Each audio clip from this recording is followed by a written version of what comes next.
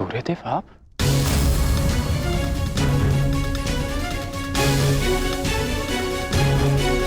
बड़ी बात।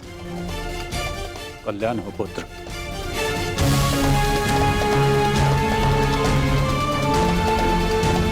ऐसी क्या आवश्यकता आन पड़ी कि आपको इस समय मेरे समक्ष आना पड़ा? कुछ समय पश्चात मैं आपको अर्घ भेंट करने आने ही वाला था। आज मैं अर्घ लेने नहीं आया हूं पुत्र, तो मैं एक चेतावनी देने आया हूं।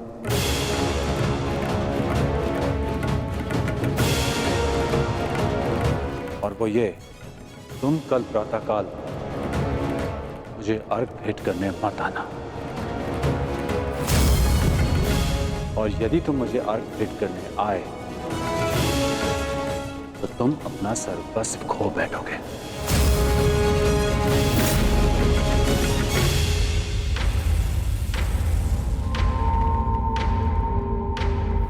हाँ पुत्र, मेरी विनती है तुमसे, कल प्रातःकाल तुम मुझे अर्घ देने मत आना। तो मैं तो आपको बचपन से अर्घ देते आया हूं। तो आज अचानक ऐसा क्या हो गया कि आप मुझे अर्घ देने से रोक रहे हैं? तुम्हारा वचन पुत्र, तुमने प्रतिज्ञा ली है, सूर्य को अर्घ देते समय यदि कोई भी तुमसे कुछ भी मांगेगा तो वो तुम उसे दान में दे दोगे। कल का अर्घ तुम्हें कुछ ऐसा दान देने पर विवश कर देगा जिससे तुम मेरा दिया हुआ आशीर्वाद सदैव के लिए खो बैठोगे। देवराज इंद्र ने तुम्हें परास्त करने के लिए षड्यंत्र रचा है। वो कल प्रातःकाल तुमसे दान मांगने आएंगे और दान में वो तुमसे कवच और कुंडल मांगे। तुम्हें ज्ञात है पुत्र? मुझे ज्ञात नहीं, परंतु आपको चिंतित देख के आभास हो गया। और यदि स्वयं मेरे पिताश्री मुझे चेतावनी देने आए हैं कि इंद्रदेव मुझसे दान मांगने आएंगे, तो इसका सीधा संबंध अर्जुन से होता है। इंद्रदेव का पुत्र अर्जुन, और उसमें कोई बुराई भी नहीं, क्योंकि हर पिता अपने पुत्र की भलाई चाहता है। यदि इतना समझते हो तो यह भी समझ लो पुत्र कि यह पिता भी यही चाहता है कि उसके पुत्र के साथ कोई अन्याय ना हो, कोई छल ना हो। मेरी विनती है तुमसे, कल प्रातःकाल मुझे अर्घ देने मत आना। पहले भी मैं तुम्हारे साथ बहुत अन्याय कर चुका हूं पुत्र, परंतु अब और अन्याय नहीं। कहो पुत्र, अपने पिता की बात मानोगे? कल प्रातःकाल अर्घ देने नहीं आओगे ना? मुझे उत्तर दो पुत्र, मुझे उत्तर दो। प्रश्न उत्तर का समय नहीं बचा है। मनुष्य का कर्म उसके हर प्रश्न और उत्तर से बड़ा होता है। और अब आपके कर्म का समय हो गया है। अंधकार में डूबे समस्त संसार को आपको प्रकाश देना है। आप अपना कर्म और धर्म निभाइए और मैं अपना कर्म और धर्म निभाऊंगा। बस आपसे एक प्रार्थना है कि अब ये अन्याय मत होने दीजिएगा कि संसार कहे कि कर्ण ने अपने जन्मदाता को अपना धर्म करने से रोक दिया।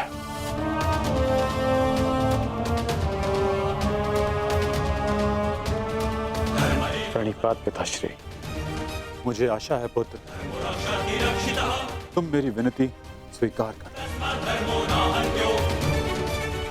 कल्याण हो तुम्हारा।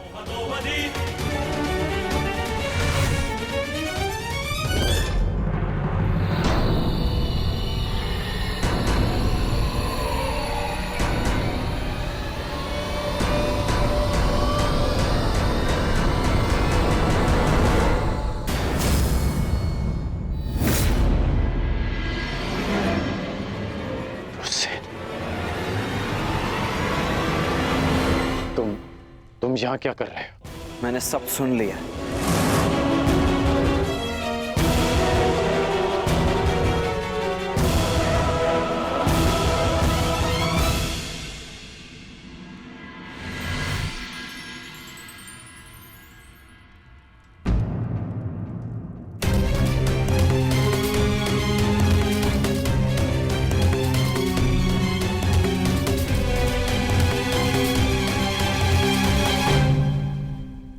सूर्य नारायण, आप यहाँ? इस प्रकार यहाँ आने के लिए मैं आपसे क्षमा चाहता हूं, परंतु पुत्र कर्ण पर बहुत बड़ा संकट आने वाला है। उसे सावधान करना होगा।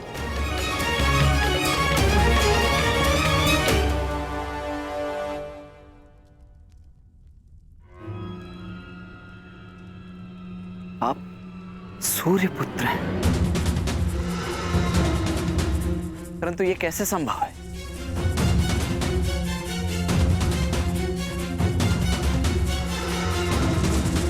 मेरे जन्म से पूर्व एक स्त्री को वरदान मिला था कि वो किसी भी देवता का आवाहन करके कोई भी वरदान पा सकती थी। उस स्त्री को विश्वास नहीं हुआ और उसने इस वरदान को परखने का प्रयास किया। उसने सूर्यदेव का आवाहन किया और वरदान से बद्ध सूर्यदेव को उन्हें पुत्र देना पड़ा, परंतु वो अविवाहित कन्या समाज के भय से भयभीत हो गई और उसने उस बालक को गंगा में बहा दिया। वो बालक मैं था, जिसे पिता अधिरथ ने पाला।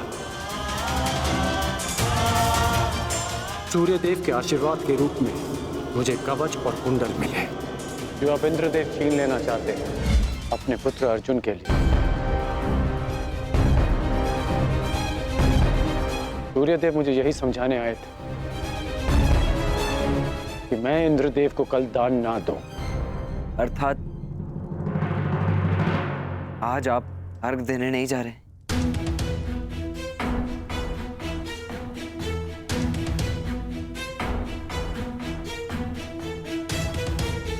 नहीं,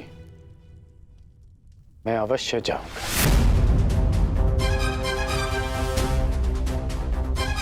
क्यों?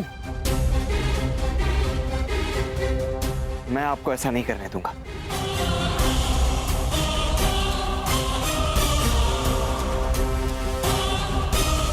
मुझे क्यों नहीं जाना चाहिए? एक दान के भय से अपना संकल्प तोड़ दो, अपना सम्मान खो दो? नहीं पुत्र, ये सूत पुत्र ऐसा कायर नहीं है। आप स्वयं के साथ ऐसा अन्याय कैसे होने दे सकते हैं पिताश्री? आप भली भांति जानते हैं आपके साथ छल होने जा रहा है। फिर भी वो सूर्यदेव जिन्होंने आपको अपना नाम कभी नहीं दिया, जिस पर आपका अधिकार था, वो सम्मान कभी नहीं दी, फिर भी आप उन सूर्यदेव के सम्मान के लिए इंद्रदेव के बिछाए जाल में फंसने जा रहे हैं। पिताश्री, ये कवच आपकी सबसे बड़ी सुरक्षा है और आप इसे इंद्रदेव को दान में दे देंगे। क्यों? कि बस सूर्यपुत्र होने के सम्मान के लिए? नहीं,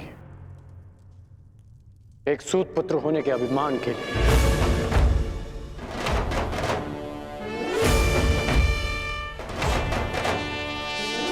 मैं आज भी एक सूत पुत्र हूं। एक सूत ने ही मुझे प्रेम दिया, सम्मान दिया, अधिकार दिया, आवश्यकता पड़ने पर धनुष दिया।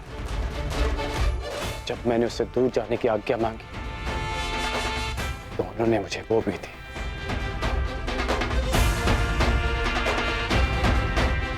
तुमने ठीक कहा पुत्र कि जिन सूर्यदेव ने मुझे मेरा नाम, मेरा सम्मान नहीं दिया, मैं उनके एक उपहार के लिए ऋणी क्यों रहूं? पुत्र, तुमने पूर्णतः अपने पिता को नहीं पहचाना। मैं अपनी सुरक्षा के लिए कवच और कुंडल पर निर्भर नहीं हूं।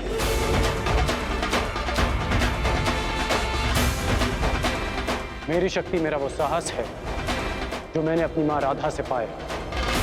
मेरी शक्ति मेरा वो विश्वास है जो मैंने अपने पिता अधिरथ से पाया। मेरी शक्ति वो तिरस्कार है जो मैंने समाज से पाया। इस राधेकरण के कौशल और योग्यता को किसी कवच कुंडल की आवश्यकता नहीं है। परंतु पिताश्री, ये सब अन्याय है, जो भी आपके साथ हो रहा है, ये सब अन्याय है। कदाचित यह अन्याय है, परंतु कोई और अन्याय करे इसका अर्थ ये नहीं कि हम भी न्याय का पथ छोड़ दें। मैं अपना मार्ग चुन चुका हूं। यदि तुम्हारे मन में मेरे लिए कोई भी स्थान है, एक पिता के रूप में या एक योद्धा के रूप में, तुम इस रहस्य को रहस्य ही रखोगे। तुम्हें मेरी सौगंध है। वचन दो मुझे। पिताश्री, वो वचन दो मुझे वृषसेन।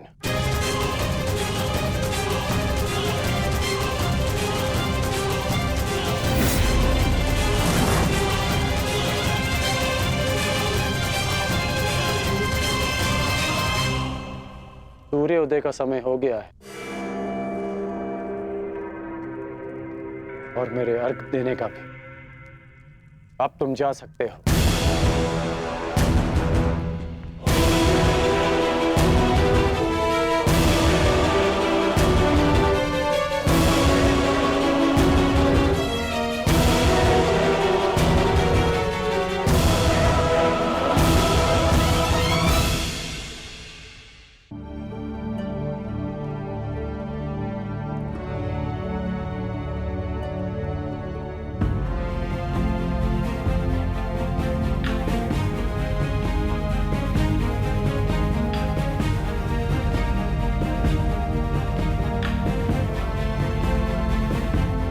क्या हुआ माता? समय हो गया है, परंतु अभी तक सूर्यदेव उदित नहीं हुए।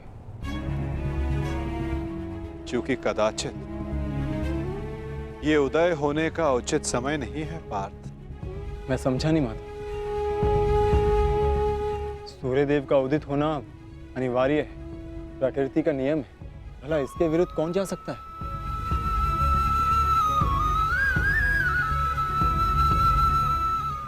एक पिता अपनी संतान के लिए किसी के भी विरुद्ध जा सकता है पार्थ।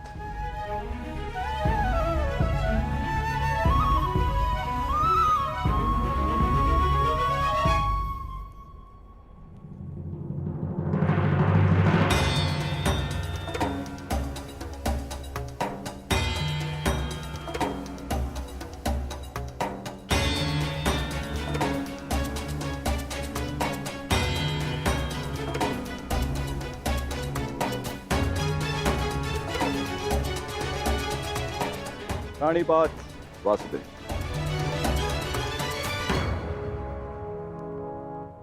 रानीपात गांधीवधारी अर्जुन। प्राणिपात, परंतु मैंने आपको पहचाना नहीं ब्राह्मण देव। महान व्यक्ति के पास समय ही कहां होता है किसी और से परिचित होने के लिए, परंतु महान व्यक्ति से समस्त संसार परिचित रहता है। वासुदेव का पराक्रम और अर्जुन के शौर्य से ऐसा कौन है इस संसार में जो परिचित ना हो।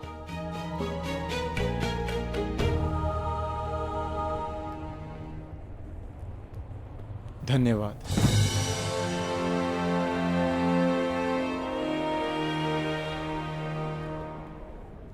मेरा आशीर्वाद है अर्जुन, इस महाभारत के युद्ध में तुम्हारी विजय निश्चित है। तुम अपने शौर्य से अपने शत्रु पर विजय प्राप्त करो।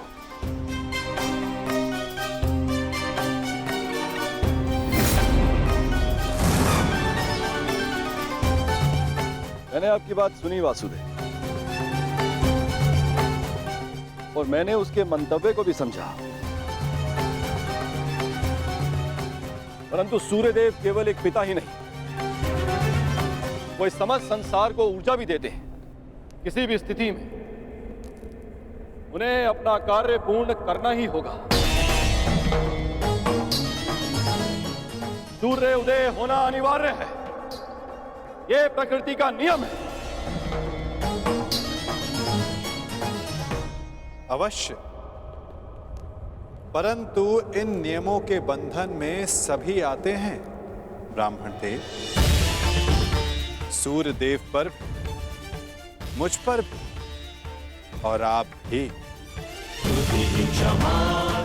नियति चाहे प्रकृति की, चाहे देवताओं की हो या फिर मनुष्य की, परंतु उसे समझ पाना बहुत कठिन कार्य है। आपको स्मरण करवा देता हूं ब्राह्मण देव, मनुष्य को दुर्बल समझना देवताओं के लिए घातक सिद्ध हो सकता है।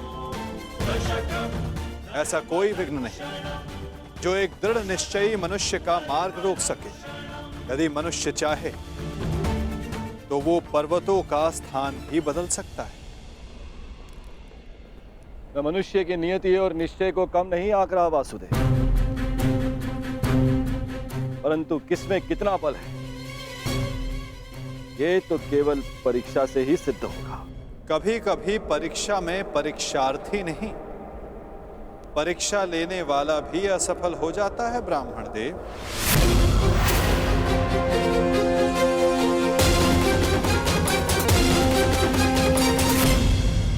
कभी कभी परीक्षा में परीक्षार्थी नहीं, परीक्षा लेने वाला भी असफल हो जाता है ब्राह्मण देव।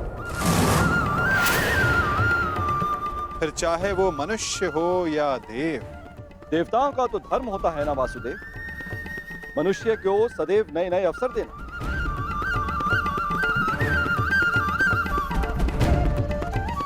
उचित कहा आपने ब्राह्मण देव, परंतु अवसर में यदि छल और भेदभाव आ जाए तो वो अवसर नहीं होता।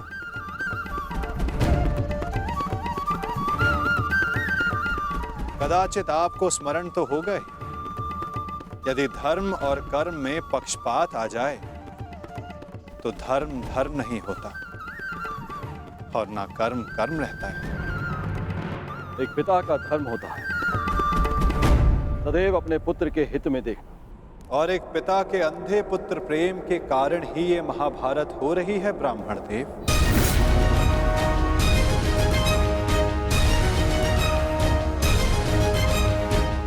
मुझे पिता से कोई लेना देना नहीं। देखना यह है कि क्या एक पुत्र अपना धर्म निभा पाता है या नहीं।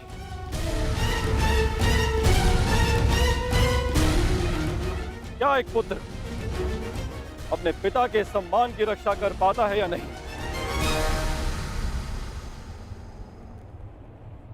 आज्ञा दें वासुदेव, मेरा प्रस्थान करने का समय हो चला है। प्राणीपात।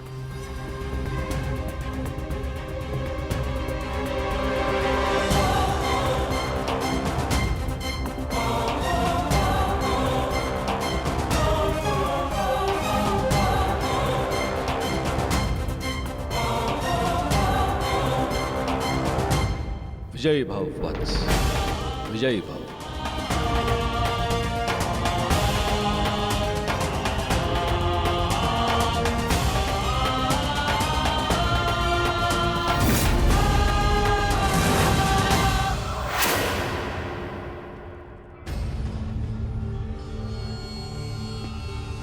रुक जाइए पिताश्री।